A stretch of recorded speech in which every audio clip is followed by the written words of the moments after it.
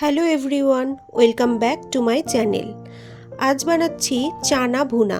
এই রেসিপিটি অনেকেই বাড়িতে বানিয়ে থাকো, তবে খুব সিম্পলভাবে আর স্কুলের বাইরে যে চানা পাওয়া যায় সেই প্রসেসে কিভাবে এই রেসিপিটি তৈরি করবে আজকে আমি সেভাবেই কিন্তু তোমাদের বানিয়ে দেখাবো।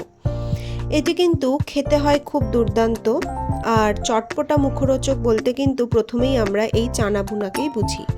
তো কিভাবে আমি রেসিপিটি তৈরি করলাম চলো সেটা দেখে নিই। তার জন্য আমি এখানে 1 কাপ মতো কালো যে চানা পাওয়া যায় সেটিকে সারা রাত ভিজিয়ে রেখেছিলাম, সেটা এরকম ফুলে গেছে। এবার এর মধ্যে একটা বড় সাইজের আলু যাকে আমি হাফ করে কেটে নিয়েছি, এবার ওটাকে সেদ্ধ করে নেব। আর এদিকে আমি 1 ইঞ্চের মতো আদা যাকে আমি কুচিয়ে নিয়েছি, 12 থেকে 13টা মতো কাঁচা লঙ্কা আর একটা টমেটোর অর্ধেক অংশ দিয়ে দিলাম। আর দিয়ে দিলাম একটা গোটা রসুনের কোয়া, মানে কোয়াগুলোকে ছাড়িয়ে সেগুলো। আর দিয়ে দিয়েছি 1 চামচ মতো জিরে। এবার এই মশলাটাকেও ভালোভাবে পেস্ট করে নেব। এদিকে দেখো কড়াইয়ে কিছুটা পরিমাণ সরষের তেল গরম করে নিয়েছি। এখানে সরষের তেলের পরিমাণটা একটু বেশি দিতে হবে, মোটামুটি 2 থেকে 3 টেবিল স্পুন দিলে হয়ে যাবে। এর মধ্যে দিয়ে দিলাম দুটো মিডিয়াম সাইজের রসুনের কোয়াগুলোকে ভালো করে ছাড়িয়ে নিয়েছি, তারপর দিয়েছি। রসুনটা একটু লাল লাল হয়ে আসলে এর মধ্যে দিয়ে দেব পেঁয়াজ। এখানে আমি দুটো মিডিয়াম সাইজের পেঁয়াজ ভালোভাবে কুচিয়ে নিয়েছি, তারপর এর মধ্যে দিয়ে দিলাম। আর দিয়ে দেব কিছুটা পরিমাণ লবণ স্বাদ অনুযায়ী। তো এই পেঁয়াজ রসুনটা যাতে ভালোভাবে ভাজা হয়ে যায় একটু লাল লালভাবে, সেই জন্যই কিন্তু নুনটাকে এর মধ্যে দেওয়া। তো দেখো পেঁয়াজ রসুনটা ভালোভাবে মজে এসেছে, মানে ভাজাও হয়ে গেছে। এরপর যে মশলাটি আমি তৈরি করলাম সেই মশলাটিকে কিন্তু আমি এর মধ্যে দিয়ে দেব। আর দিয়ে দেব কিছুটা পরিমাণ জল। এবার এর মধ্যে দিয়ে দেব হাফ টিস্পুন মতো হলুদ গুঁড়ো, হাফ টিস্পুন মতো কাশ্মীরি রেড চিলি। তোমরা চাইলে এর মধ্যে কিছুটা লাল লঙ্কার গুঁড়োও দিতে পারো বা শুকনো লঙ্কাও বেটে দিতে পারো। তো আমি এসব কিছু দেব না, আমি কাঁচা লঙ্কারই তৈরি করব আর কালারের জন্য কিন্তু কাশ্মীরি রেড চিলিটা দিলাম। তো এদিকে দেখো যে ছোলাটা আমি সেদ্ধ করে রেখেছিলাম সেটা কিন্তু ভালোভাবে সেদ্ধ হয়ে গেছে।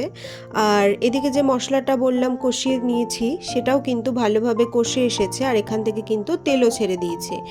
এবার এই ছোলা সেদ্ধ আর আলু, আমি একটা গোটা আলু দিয়েছিলাম, কিন্তু এখানে দেওয়ার সময় আমি একটা খণ্ড ইউজ করেছি, কারণ আমি খুব বেশি আলু এর মধ্যে দেব না। এবার সম্পূর্ণ উপকরণটিকে খুব ভালোভাবে কিন্তু এই মশলাটির সাথে মিশিয়ে নিতে হবে আর আলুটাকে একটু ভেঙে দিতে হবে। তোমরা হাত দিয়েও চাইলে আলুটাকে একটু ভেঙে এর মধ্যে দিতে পারো। তো খুব ভালোভাবে এই মশলার সাথে চানাটিকে মিডিয়াম আঁচে রেখে কষিয়ে নিতে হবে যতক্ষণ পর্যন্ত না দেখবে কড়াইয়ের সাথে মশলাটি গায়ে লেগে আসছে, ততক্ষণ পর্যন্ত কিন্তু এই মশলাটিকে কষাতে হবে। তো দেখো এরকম মশলাটি কড়াইয়ের সাথে লেগে আসছে, ঠিক এই সময় আমি কিন্তু এর মধ্যে দিয়ে দেব সামান্য পরিমাণ এই চানা সেদ্ধ করা জলটি। এই যে কালো জলটি চানা সেদ্ধ করা, সেটির জন্যই কিন্তু এর কালারটি কালচে ভাব আসবে। আর অবশ্যই চানাটি যখন সেদ্ধ করবে তখন কিন্তু চানাটিকে ধুয়ে তারপরে কিন্তু প্রেসার কুকারে সেদ্ধ করে নেবে। আর চানাটি সেদ্ধ করার সময় এর মধ্যে দিয়ে দিবে কিছুটা পরিমাণ নুন, তাহলে কিন্তু আর পরে এর মধ্যে নুন ইউজ করতে হবে না। তো খুব বেশি আমি জল দিইনি, মোটামুটি 1 কাপ মতো জল দিয়েছি। তারপর খুব ভালোভাবে নেড়ে চেড়ে মিডিয়াম আঁচে এটিকে কষিয়ে নেব যতক্ষণ না পর্যন্ত এর থেকে তেল ছেড়ে আসছে আর গ্রেভিটা কিছুটা পরিমাণ শুকনো শুকনো হয়ে আসছে। তো দেখো গ্রেভিটা কিন্তু প্রায় শুকনো শুকনো হয়ে এসেছে আর তেলও ভালোভাবে ছেড়ে দিয়েছে। ঠিক এই সময় আমি এর মধ্যে একটা মশলা ইউজ করেছি।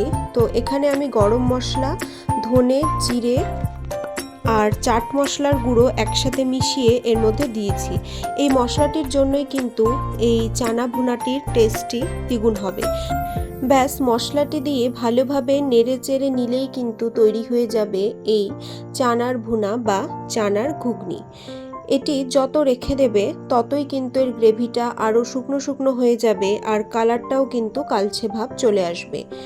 এই যে চানা ভুনা, এটি কিন্তু এমনি এমনি খেতে বা মুড়ির সাথে বা রুটি পরোটা সব কিছুর সাথেই ভালো যায়। পরিবেশনের জন্য আমি উপর থেকে কিছুটা পরিমাণ ধনেপাতা কুচি দিয়ে দিয়েছি, তোমরা চাইলে নাও দিতে পারো। আমার এই চানা ভুনা রেসিপিটি যদি তোমাদের ভালো লাগে তাহলে অবশ্যই ভিডিওটি লাইক করবে, শেয়ার করবে এবং চ্যানেলটির পাশে থাকবে। আরও নতুন নতুন ভিডিও পাওয়ার জন্য অবশ্যই বেল আইকনটিকে প্রেস করে রাখবে। আজ তবে চলে দেখা হবে অন্য কোনো রেসিপি নিয়ে। Thank you.